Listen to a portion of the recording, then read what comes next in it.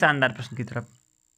क्या कह रहा है कि 12 मीटर ऊंचाई तथा 3.5 मीटर त्रिज्या वाले खुले बेलनाकार टैंक को बनाने के लिए कितने क्षेत्रफल वाली धातु की चादर की आवश्यकता है।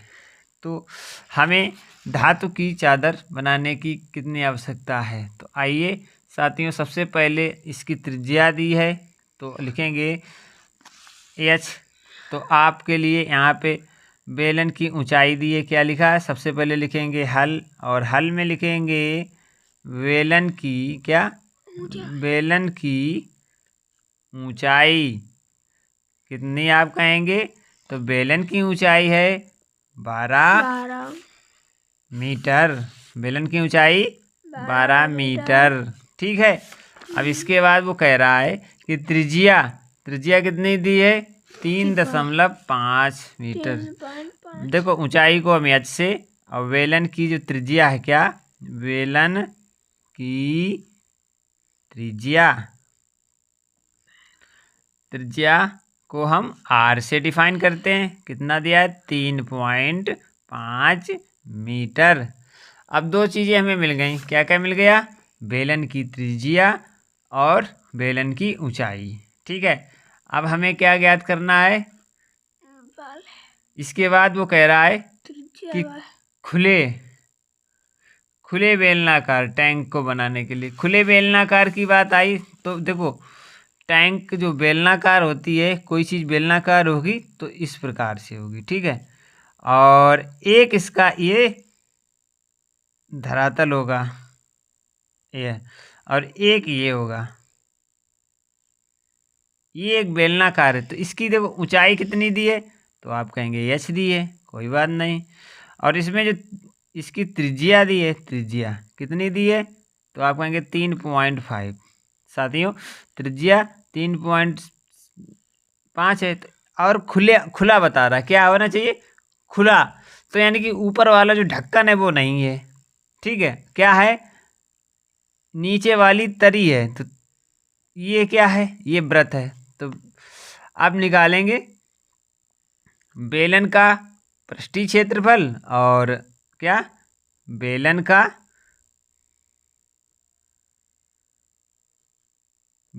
का पृष्ठीय क्षेत्रफल निकालना है, और क्या निकालना है, वृत्त का क्षेत्रफल। क्या, वृत्त का क्षेत्रफल। तो इन दो चीज़ों का क्षेत्रफल जब हम निकालेंगे तब हमारा निकलेगा पूरे इस बेलनाकार टैंक का निकल पाएगा हमारा वो चादर। तो यहाँ पे हम इस प्रकार भी लिख सकते हैं कि बेलन में उपयुक्त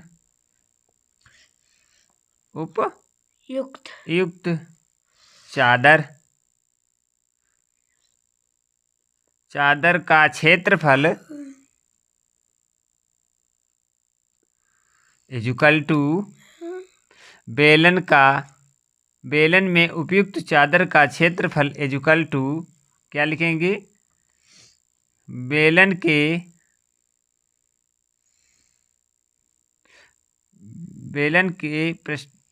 का पृष्ठीय क्षेत्रफल, क्या, पृष्ठीय क्षेत्रफल। इसके बाद प्लस वृत्त का क्षेत्रफल,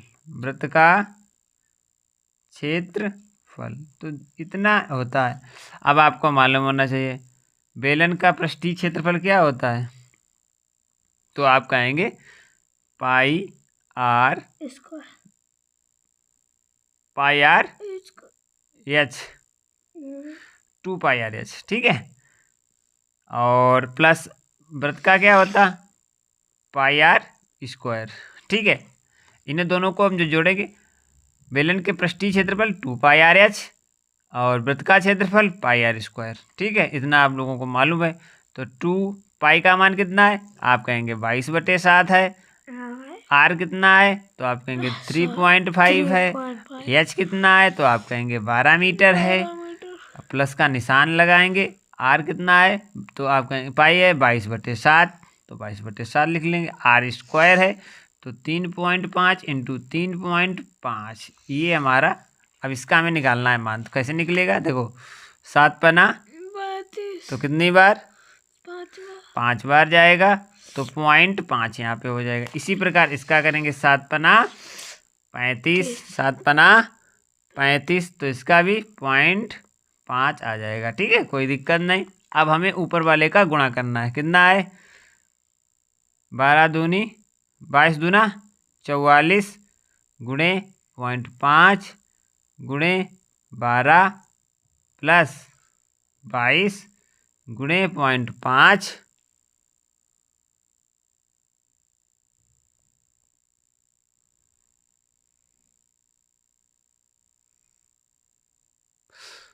जेएनबी का नहीं,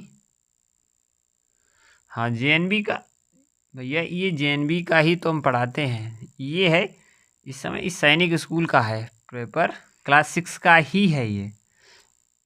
तो सैनिक स्कूल का भी पढ़ाते इस समय हम। ये जेएनबी का इस प्रकार के प्रश्न आते हैं तो ये आप इसकी तैयारी करेंगे तो ये जेएनबी की तैयारी है। इससे पहले का प्रश्न था वो भी बहुत शानदार था और जेएनबी का ही था, और ये भी जेएनबी का ही है। तो इस प्रकार के ही प्रश्न लगभग पूछे जाते हैं जेएनबी की प्रवेश परीक्षा में। ठीक है, ये आप 9th की परीक्षा देंगे अभी होने वाली है 17 फरवरी को, उसके लिए भी उपयुक्त है। इसी प्रकार के प्रश्न उसमें भी आते हैं। ठीक है ना, तो ये जेएनबी की है। ठीक है, तो यहाँ पे है 44 इंटू ये हुआ प्लस का निशान है 0.5 और 0.35, तो ये इसी प्रकार के प्रश्न पूछे जाते हैं। अगर आपको जेएनबी की तैयारी करना है तो हमारे साथ जुड़े रहें और अपने तैयारी को शानदार तरीके से करें, क्योंकि साथियों इसी प्रकार के प्रश्न जेएनबी में पूछे जाते हैं। क्योंकि ये हमारा नवोदय विद्यालय का नहीं, इस सैनिक पब्लिक स्कूल का है। देखो ये हमारी सैनिक पब्लिक स्कूल की है बुक, और उसी क्लास 6 की प्रवेश परीक्षा का है साथियों। तो उसी का है, प्रैक्टिस सेट है, 20 प्रैक्टिस सेट है, कक्षा 6 का ही है, कोई बाहरी पाठ्यक्रम नहीं है। इसे आप पढ़ेंगे तो इसी प्रकार के प्रश्न आते हैं कुछ। ठीक है, बहुत शानदार प्रश्नों की श्रृंखला होती है, तो आप लोगों को इसे समझना है और अंत तक बने रहना है।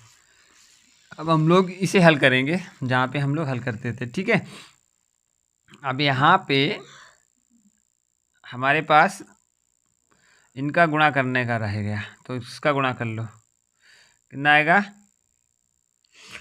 5 चक्कू 20 और 5 चक्कू 20 2 22 गुणा 12 प्लस कितना 5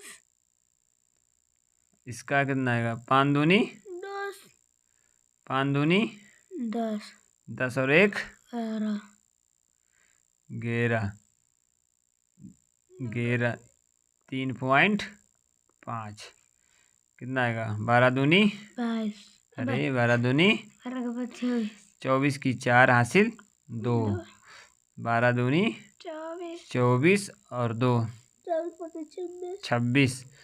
यहाँ पर 11 पचे 65 अच्छा सही है, 11 पचे 55 की 5 हासिल लगा 5 और 11 तिया 33 33 में 5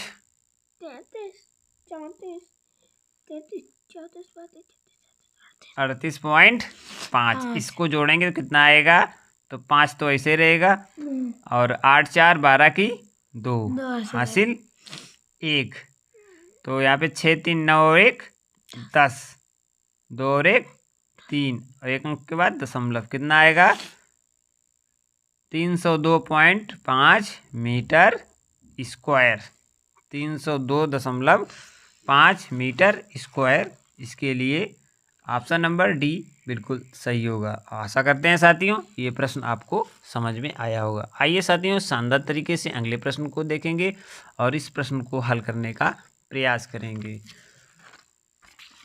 तो साथियों यहाँ पे आप देखेंगे कि जो हमारा प्रश्न श्रृंखला 39 है वो बहुत शानदार है और किस प्रकार से हल होगा। यहाँ पे दिया है उसे सबसे पहले लिखेंगे। क्या क्या दिया है? सबसे पहले हम लिखेंगे हल, और हल में जो दिया है उसे लिख लेंगे। ये ए बराबर दिया है कितना? तो आप कहेंगे 4 दिया है। बी बराबर कितना दिया है? तो आप कहेंगे 5 दिया है। और सी बराबर कितना? तो -2 दिया है। -2 दिया है। इसके बाद हल क्या करना है? मान किसका निकालना है? तो लिखेंगे 2a + 4b - 5c। इसी प्रकार जो बटे में उसका क्या है देखेंगे। देखो क्या दिया है? तो आप कहेंगे 8a + 9b - 10c। तो इसमें मान रखे और हल करेंगे शानदार तरीके से। सबसे पहले क्या है? 2a, 2 और a का मान 4 है तो 4 + 4, 4, b का मान 5 है तो 5 -c 5 है, c का मान -2 है तो -2। ठीक है, बटे का निशान कर लेंगे। फिर क्या करेंगे? 8 है तो 8 को ऐसे लिखेंगे और a का मान 4 है। इसी प्रकार प्लस यहाँ पे कितना है? 9 है और b है, b का मान 5 है। इसी प्रकार c -10 है और c का मान -2 है। अब हम लोग क्या करेंगे? इसे हल करेंगे। तो बताइए कैसे हल होगा? 4 दूनी 8 हो जाएंगे, प्लस का निशान। 4 पंचे बताओ, 4 पंचे 20 और 5 दूनी 10, लेकिन माइनस ये क्या हो जाएगा? प्लस हो जाएगा। क्या हो जाएगा? प्लस हो जाएगा, प्लस बटे। इसी प्रकार 4 दूनी 8 चक्कू 32, 9 पना 45 और 10 दूनी 20, माइनस प्लस और 20। इन दोनों को जोड़ के भाग दे देंगे। तो जोड़ो 10, 20, 10, 30, 30 और 8 38। इसी प्रकार से जोड़ेंगे 5 2 7, 5 2 7, 2 4 6, 6 3 9, 38 बटे 97। देखें क्या आंसर है? तो आप कहेंगे 38 बटे 97। ऑप्शन नंबर सी बिल्कुल सही है। साथियों आशा करते हैं ये प्रश्न आपको समझ में आ गया होगा।